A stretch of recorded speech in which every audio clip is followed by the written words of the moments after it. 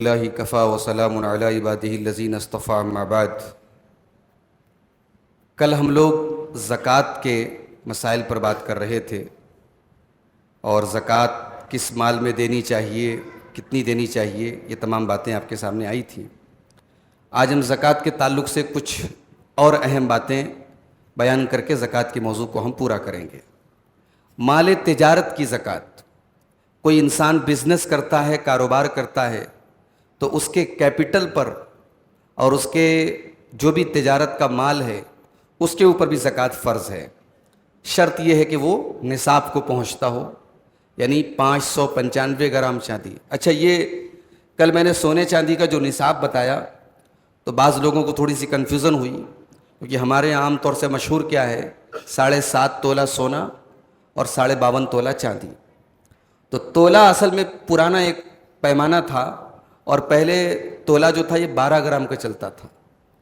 اب جو ہے سونا وغیرہ 10 گرام کے حساب سے عام طور سے لوگ لیتے ہیں، اور اس 10 گرام کو تولہ بولا جاتا ہے۔ تو 7.5 تولہ جو پہلے کے علماء نے لکھا تھا وہ پرانے زمانے کے تولے کے حساب سے لکھا تھا۔ تو اصل شریعت میں تو تولے کا ذکر نہیں آیا ہے، شریعت میں سونے کے لیے دینار کا ذکر آیا ہے اور چاندی کے لیے درہم کا ذکر آیا ہے۔ 20 دینار کا وزن آج کے موجودہ کرنٹ وزن کے اعتبار سے 80 پر 5 گرام 85 گرام سونا ہوتا ہے، اور چاندی کا 200 درہم کا وزن 595 گرام 595 گرام چاندی کا ہوتا ہے۔ تو چاندی کو ہی ہم معیار بنائیں گے کیونکہ چاندی سستی ہوتی ہے۔ تو اگر کسی کے پاس 595 گرام چاندی کی جو ویلیو ہے، کرنٹ ویلیو، اس کے برابر کیش رقم ہے، یا اس کے پاس اتنا کیپٹل ہے، تو اس کے اوپر زکوٰۃ فرض ہے۔ اس کی دلیل کیا ہے؟ تجارت کے مال پر زکوٰۃ فرض ہونے کی دلیل کیا ہے؟ سورہ بقرہ کی آیت نمبر 267 میں اللہ تعالیٰ نے فرمایا، یا ایھا الذین آمنوا انفقوا من طیبات ما کسبتم، اے ایمان والو جو تم کمائی کرتے ہو اس میں سے پاک کمائی میں سے اللہ کی راہ میں خرچ کرو، ومما اخرجنا لکم من الارض، اور جو زمین سے ہم نے تمہارے لیے نکالا ہے پیداوار، اس میں سے بھی تم اللہ کی راہ میں خرچ کرو۔ تجارت کے مال کی زکوٰۃ کیسے نکالیں گے؟ آپ کے پاس جتنا بھی مال ہے، چاہے وہ کچا مال ہو چاہے وہ ریڈی مال ہو، اس سارے مال کی آپ کرنٹ ویلیو نکالیں گے جس تاریخ کو آپ کو زکوٰۃ نکالنا ہے۔ اس کے بعد آپ کے پاس جتنی کیش رقم ہے اکاؤنٹ میں ہے وہ سب اس میں ایڈ کر دیں گے۔ مارکیٹ سے جو پیسہ آپ کو لینا ہے وہ آپ اس میں ایڈ کر دیں گے۔ اس کے بعد آپ کو جو پیسہ مارکیٹ میں دینا ہے وہ مائنس کریں گے، اور اس کے بعد جو اماؤنٹ آتا ہے اس کو آپ 40 سے ڈیوائڈ کریں گے، اس کا 2.5% 2.5% یا 40واں حصہ وہ آپ کو وہ اس کی زکوٰۃ ہوئی، ایگزیکٹ زکوٰۃ اس کی ہوئی۔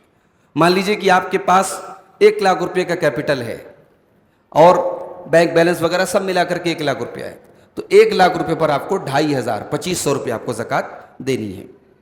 ایک مسئلہ یہ آتا ہے کہ زمین کی زکوٰۃ ہے کہ نہیں ہے، تو یہ بات یاد رکھیں کہ اگر کوئی آپ نے پلاٹ خریدا ہے یا کوئی آپ نے فلیٹ خریدا ہے، اور آپ کی نیت کیا ہے کہ ہم یہاں پہ رہیں گے یا بچے یہاں پہ رہیں گے یا ہم اس کو کرائے پہ ڈال دیں گے، تو ایسی تمام صورتوں میں اس پہ زکوٰۃ نہیں ہے۔ کسی بھی پلاٹ یا زمین پہ زکوٰۃ تب ہوتی ہے جب ہم اس کو تجارت کے مقصد کے لیے لیتے ہیں۔ ایک تو یہ ہے کہ آدمی کا پلاٹ کا کاروبار ہی ہے، تو وہ جو بھی پلاٹ لے رہا ہے وہ تجارتی کے مقصد کے لیے لے رہا ہے، اور ایک عام آدمی جس کا کاروبار تو نہیں ہے پلاٹ کا، مگر وہ اس مقصد کے لیے لے رہا ہے کہ ہم انویسٹ کر دے رہے ہیں، آج یہ پلاٹ 10 لاکھ کا ہے، کل 15 لاکھ کا ہو جائے گا تو ہم بیچ دیں گے، تو ایسی صورت میں بھی اس پر زکوٰۃ دینی پڑے گی، کیونکہ آپ نے اس کو خریدنے ہی کے لیے لیا ہے۔ شیخ ابن عثیمین کہتے ہیں کہ جو زمین تجارت کی نیت سے نہ لی گئی ہو اس میں زکوٰۃ نہیں ہے جب تک پکا ارادہ نہ ہو۔ اگر آدمی کنفیوژن میں ہے کہ ہم اس کا کیا کریں گے، ابھی کچھ کنفرم نہیں ہے، تب بھی زکوٰۃ فرض نہیں ہے۔ جب یہ کنفرم ہو کہ ہاں ہم یہ زمین اسی لیے لے رہے ہیں کہ ہم اس کو بیچ دیں گے، تب اس پر زکوٰۃ دینا ہے۔ یہی اہل علم کا فتویٰ ہے۔ آج کل شیئر مارکیٹ میں بھی بہت سارے لوگ پیسہ انویسٹ کرتے ہیں، میوچول فنڈز لیتے ہیں۔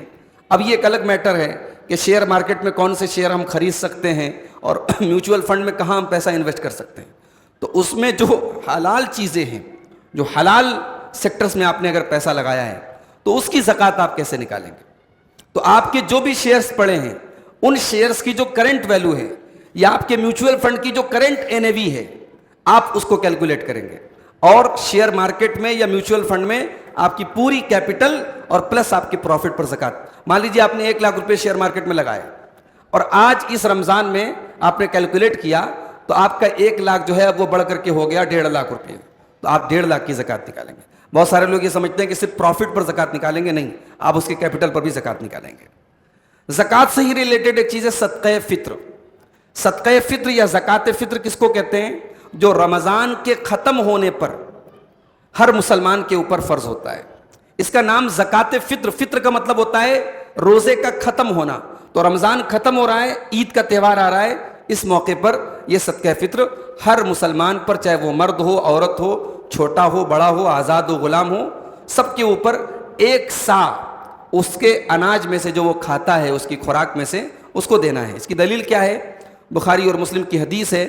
حضرت عبداللہ ابن عمر کہتے ہیں کہ اللہ کے رسول صلی اللہ علیہ وسلم نے زکات فطر کو فرض کیا 1 سا کھجور یا 1 سا جو, آزاد پر, غلام پر, مرد پر, عورت پر, چھوٹے پر, بڑے پر, جو مسلمان ہو.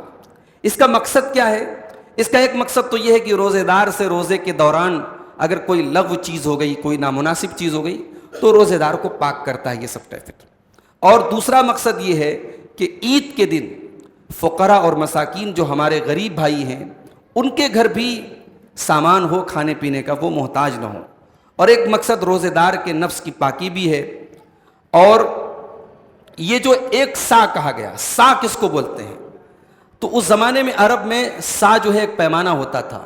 تو یہ جو ہے سا جو ہوتا تھا, یہ بھر مٹھی جو ہے, 4 مٹھی بھر کے جب اناج لوگ دیتے تھے تو اس کو سا مانا جاتا تھا.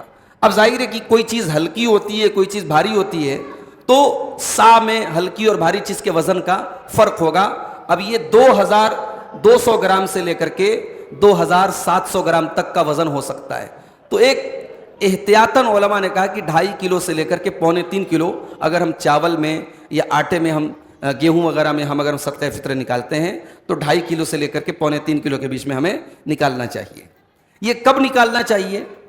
تو بہتر تو یہ ہے کہ ہم چاند نکلنے کے بعد نکالیں. جب عید کا چاند ہم دیکھ لیں اس کے بعد ہم نکالیں, اور عید کی نماز کے پہلے نکال دینا ہے. لیکن 1-2 دن پہلے بھی نکال سکتے ہیں, کوئی حرج کی بات نہیں ہے. صحابہ کرام سے اس کا ثبوت ملتا ہے. کیا صدقہ فطر میں قیمت نکال سکتے ہیں؟ مان لیجئے کہ 2.5 کلو آٹے کی جو قیمت ہے یا 2.5 کلو چاول کی جو قیمت ہے, کیا ہم قیمت نکال سکتے ہیں؟ علماء کی اکثریت کا کہنا ہے کہ قیمت نہیں نکال سکتے, کیونکہ حدیث میں صرف اناج کا ذکر ہے اور ہمیں اناج ہی نکالنا چاہیے. بلکہ امام احمد بن حنبل وغیرہ نے تو کہا کہ جائز ہی نہیں ہے, قیمت نکالیں گے تو جائز نہیں ہے. لیکن علماء کی ایک دوسری جماعت یہ کہتی ہے کہ اگر فقیر کی اور غریب کی مصلحت قیمت میں ہے تو ہم قیمت بھی نکال سکتے ہیں. ان کی دلیل یہ ہے کہ صحیح بخاری میں ایک روایت ملتی ہے کہ حضرت معاذ ابن جبل نے زکوٰۃ میں اناج کے بدلے کپڑا لیا. کسی کے اوپر اناج میں زکوٰۃ فرض تھی تو انہوں نے اناج کے بدلے کپڑا لے لیا. تو اس زمانے میں اناج ایک کرنسی کے طور پر بھی استعمال ہوتا تھا, لوگ اناج کے بدلے میں کپڑا وغیرہ کا لین دین کرتے تھے.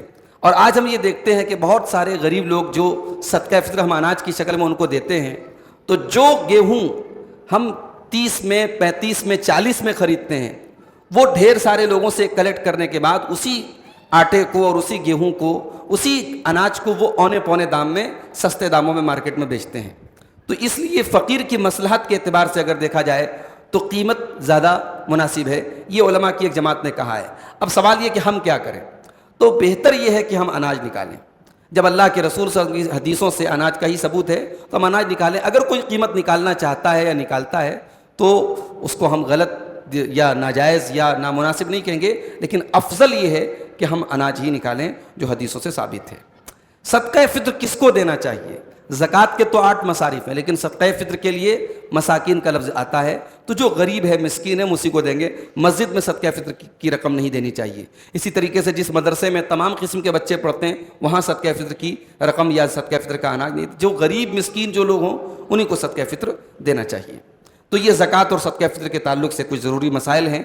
کل انشاءاللہ ہم مزید اس کے آگے دوسرے موضوعات پر ہم بات کریں گے. اللہ تعالیٰ سے دعا ہے رب العالمین ہمیں کتاب و سنت کی پیروی کرنے کی توفیق عطا فرمائے. آمین. وآخر دعوانا ان الحمد للہ رب العالمین.